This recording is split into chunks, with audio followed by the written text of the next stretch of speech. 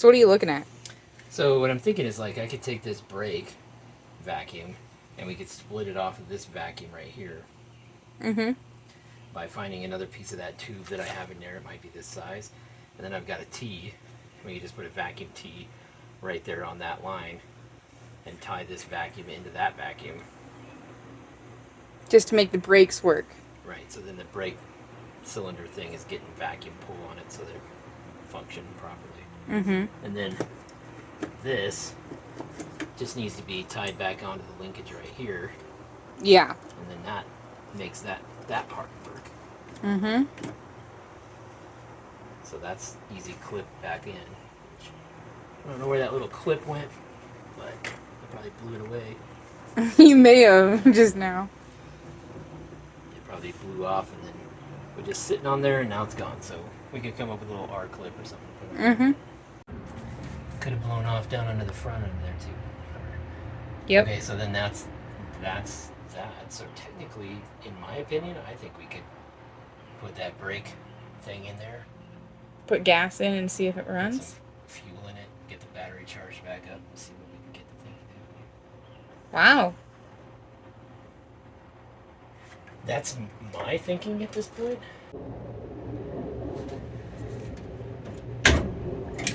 Yeah, I mean, It shifts into neutral. it totally is shifting. We're putting gas in it. Figured out the problem. It Probably ain't, not this. it's just it ain't got no gas in.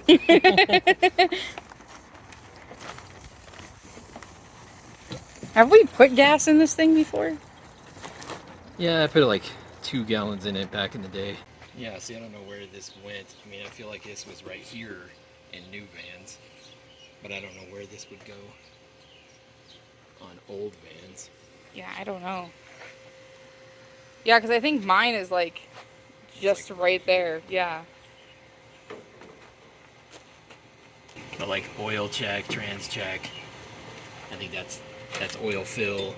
This is oil check, trans check.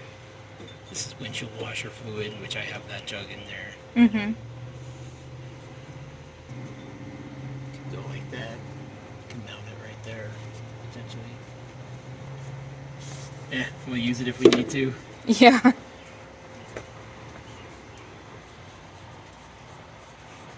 Are you connecting, or are you pulling apart that vacuum hose? Mm-hmm.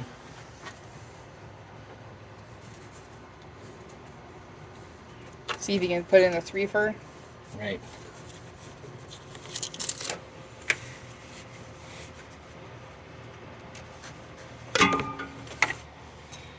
Alright, so we're going to not use that piece of hose. Why? What's wrong with it? Just I don't think we don't need it. Oh, okay. I think this one, it may not fit in there. That's the only problem. This just might be too tight to try to get up in there. No, I think it'll work. Yeah, that'll be better actually. That's good. So then, what do we want to do?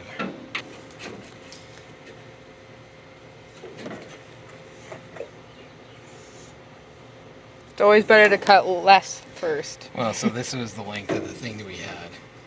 Okay, that's valid. So it's basically in half. And then I was going to put the T in like right here. Okay. You know, or I could just use this thing right here and not cut a new piece of hose. Especially since we've already gone ahead and pulled the thing out. So I could just be like, let's just cut this right here. And then just shove in the T. Mr. T. Shove it in, shove it in.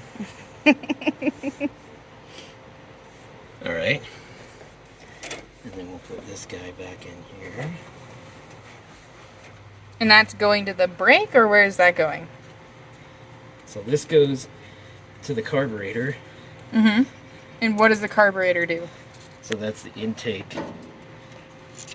Remember we cleaned out the carburetor on those 2 little small baby engines? Oh, yeah, right. That just filters the fuel, right? It just, yeah, turns the air-fuel mixture into a thing that's usable. And that one goes into what else needs vacuum other than the brake? So there's a lot of different little things that use vacuum on an engine. Oh. And on an engine like this. So the carburetor uses it. The engine sends vacuum to the brake module thing that we're doing here. So vacuum goes to here to give assist to the brake cylinder, brake master cylinder. It goes to the what do they call it? Speed control. So like the Speedometer? no, it's to the basically an autopilot in a car. I don't know why I can't think of it. Oh, cruise control? Cruise control. So I don't have cruise control set up on this. I'm not going to set that up because it's a little more than what I have time to set up. But it's ready to go for that. So cruise control takes vacuum. The transmission is going to take some vacuum, so it gets kind of some timing information off of that. There's going to be a bunch of little things that are going to use vacuum to make sure that they function properly. It's a nice function of the engine that has this suction pressure that allows for the because it's the other side of the cylinder. So as the cylinder moves, it's obviously got to displace air inside of the lower or the bottom of the engine. Yeah. Right. So that's put in place. So it should be able to drive? You can fire it up and we'll listen to see if that has leaks. Okay. There's a guy mowing the lawn over there.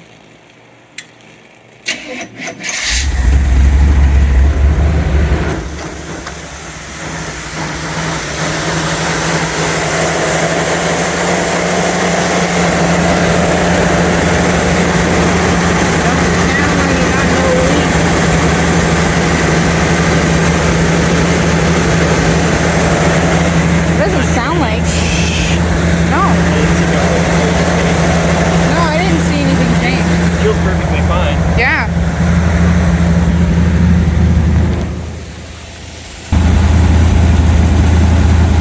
Flathead? Yep.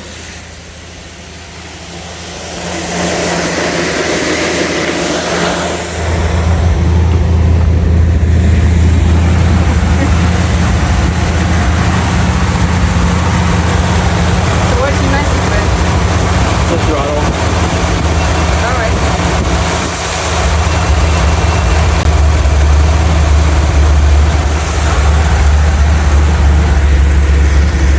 And you're doing that just to listen to the vacuum? No. It just lowered the idle speed. Why would you want to do that? So it doesn't idle so high. But then your pressure gauge went down. Right. Yeah, but see, you don't really want the engine idling like super high. I mean, it's probably not totally warmed up yet, so that's part of it. Yeah. And you notice how the sound got lower? Now it's more subsonic out of it. Yeah. Go back behind there. You listen to that exhaust.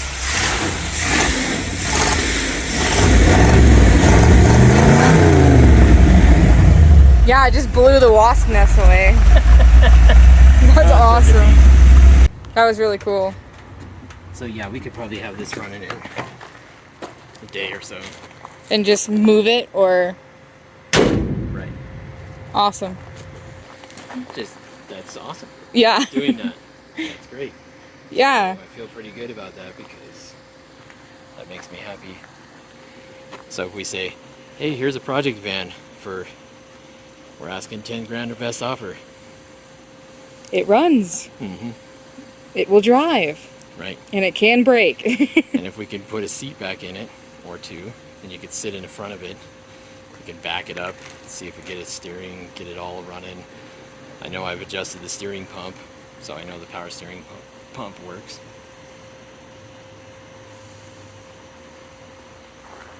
I mean, for She's the reals, beautiful. this piece can... Well, nice. What you thinking for... I'm impressed that it just turned on. I mean, I shouldn't be. It's you. Yeah, that was pretty great. Yeah, so 10K OVO. I mean, the grill's worth $2,000 by itself. Yeah. Yay! So actually, let me send you this. Just don't drop this. Yeah, because this is the super delicate. super delicate dash. Look at that. Cool. Let's go put it where it's safe. Up here with the rest of the bits. Yeah, I think that's good. I don't know. That makes me nervous. That has me nervous now. Oh, I'm gonna put this here. I don't know. There. Okay, so what we're gonna do is we're gonna go see if we can take that frame set that's like the one under this one, and we're gonna go see if we can make it match up to this somehow. Okay. I put the gauge thingy on that case. On there, because I was just paranoid about it. Okay.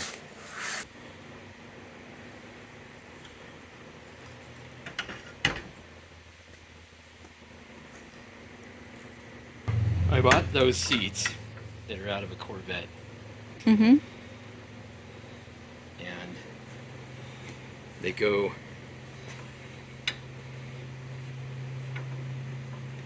so these brackets were welded onto them, and that matched up to a BMW. I see. So what we could do is we could come in here and cut and grind these off, cut them off of here, move this whole setup back, and weld it in right here. Okay, I mean, I don't know how to do any of that, so I'd be learning. Just because this is the swivel, and this is the mount. Right. And what I'm trying to figure out is this the passenger seat? It almost looks like it is. Why? What is there a difference? Because of the seat belt, it bolts onto this thing. Oh. Yeah, there is a difference.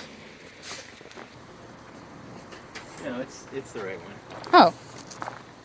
Because you have the seat belt go up into the side and down, and then you would have it cross over. Yeah, that's the front.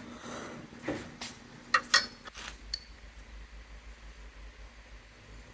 don't know how this went. And this to me is not that important. I don't remember if there's even door seat belts on this thing. Is there? Oh, I don't think I've ever I looked. think it's just latch. I don't see no stinking seatbelts. Right. So that one is the passenger seat, so we would have to swap it with this guy. Well, somebody had it built, all customized sometime in the 80s, and then they parked it in a storage unit in California. So it was a delivery van originally in Mint. Delivery van ran for like 77, 78 to like 85, 86, because we have its original records. So like its oil changes, dealer original invoice, and all of that goes with it. Somebody late 80s, mid to late 80s converted it into a custom creeper van, you know, some shag attack van. And then when they parked it, for whatever reason, they parked it in a storage unit. And what I was told by the one guy was that somebody had passed away or something, and so all the stuff just went into this storage unit, and then the person passed away, and then the storage unit was just recently found like 8 years ago. Maybe, I don't know, when did we buy it? 4 years ago? So No, it was we like bought 6 it months. 2 or 3. It might have been 4. Right. I think it's 4 years ago. And so it was like just a few months before that. So it was like right before COVID we bought it, right? No, I think it was after. During COVID? I think it was after. I think it was probably 2 or 3 years of Dad. I don't think it was before COVID. Okay. Because we had So to go maybe it into was the like during bank with COVID masks we picked on. it up or whatever. Yeah, yeah. Yeah. I remember. So anyway, just a few months before that is when they had dug it out of that storage unit. And it was full of cats. Oh, great. Yeah, that Yeah. explains that. Yeah, it was full of cats, so they just gutted the entire interior out of it. They just pulled it all out because it just smelled like cat pee and nasty. Yeah. And in the process of pulling it out of there, that's when it got that ding-a-dang in the rear end of it. Smashed into a wall or something. Yeah, they were dragging it out or something. It had flat tires and all that crap. So, they drug it out of there, and that's when they ding-a-danged the rear end and scraped a couple scratches on the side of it. Mm-hmm. But otherwise, it was a California perfect. But it sat there and patinaed and did what vehicles do in hot storage units out in the middle of nowhere. Full of cats. Full of cats. We could probably throw the dash together. Where'd you put that dash set? I put it over here. I originally put it up there, and then I got really nervous that it was going to fall, and I put it down there. So it's interesting. Like, every piece of the interior is a different color. This is a different color than the seats. Seats are a different color than the board. Like, the door thingies.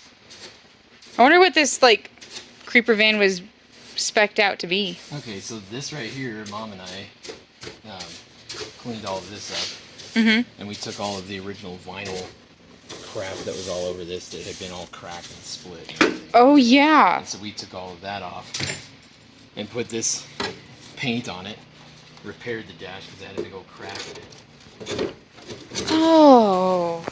I forgot about that. Right? Yeah, you plastic welded this. Right. So yeah, I filled in all these gaps so we can re-drill them if you needed to. I filled in this gap over here so we can re-drill that if we need to, which I think we probably do for a couple things. I need to find the screws for this because I have no idea where some of those parts went. So there's like, I don't know, 6, 8 screws that goes in front of this to hold this into the place. Mm-hmm. The ignition goes through that. The lights thing goes through this. A vent blower goes through here. This thing was modified to have air conditioning. So it has heat, the normal stock heat. Yeah. But it had a modified upgrade air conditioner on it.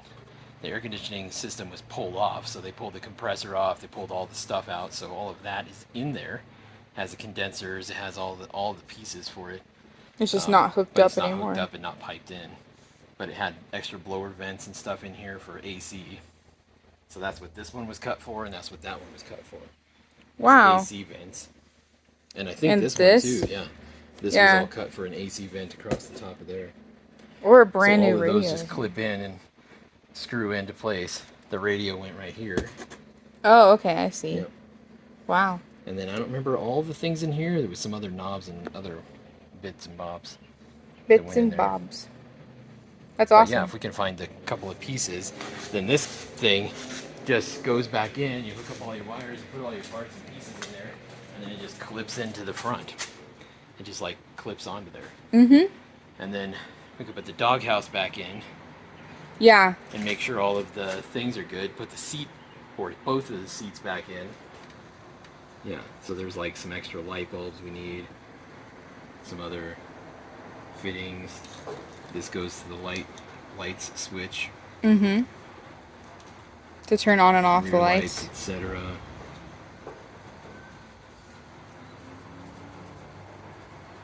There was, I think there was a couple of pieces for the air conditioner controls. It has a really cool, like, aftermarket knob set that went on there. Looks like there's a couple of things that are missing. We're just gonna have to dig through some boxes to put them back together. Okay. Like the light switch piece. Module thing.